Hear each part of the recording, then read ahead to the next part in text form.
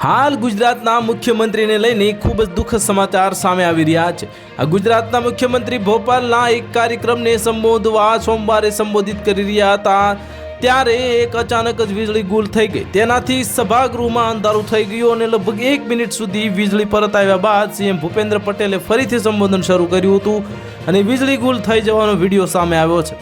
આ ઉલ્લેખનીય છે કે ભૂપેન્દ્ર પટેલ સોમવારે ભોપાલના રવિન્દ્ર ભવનમાં સદાકાળ ગુજરાતના કાર્યક્રમને સંબોધિત કરી રહ્યા હતા।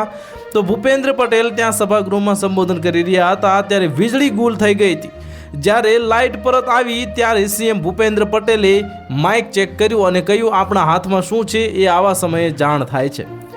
તેમણે કહ્યું કે આ જ ગુજરાતી એક કહેવત છે કે જ્યાં જ્યાં એક ગુજરાતી ત્યાં ત્યાં સદાકાળ ગુજરાત। આ ભોપાલના રવિન્દ્ર ભવનમાં આયોજિત અખિલ ભારતીય જે ગુજરાતી સમાજના કાર્યક્રમ સદાકાળ ગુજરાતમાં સામેલ થવા ગુજરાતના સીએમ પહોંચ્યા હતા। અહીં કાર્યક્રમને સંબોધિત કરતા ગુજરાતના મુખ્યમંત્રી ભૂપેન્દ્ર પટેલે શું કહ્યું તો આઝાદીના આંદોલનમાં દેશને ગુજરાતે જ મહાત્મા ગાંધી અને સરદાર વલ્લભભાઈ પટેલના રૂપમાં મજબૂત નેતૃત્વ પ્રદાન કર્યું છે। હવે પ્રધાનમંત્રી મોદી પણ દેશને આગળ લઈ જઈ રહ્યા છે।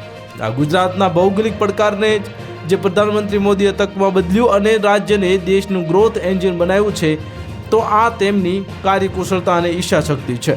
તો હાલ માટે આટલું જ, મળીશું નવી અપડેટ સાથે। જો તમને અમારા વિડીયો પસંદ આવતા હોય તો વિડીયોને લાઇક કરી દેજો, ચેનલને સબસ્ક્રાઇબ કરી બાજુમાં આવેલા બેલ આઇકનને દબાવી દો જેથી તમને આવા સમાચારની અપડેટ મળતી રહે।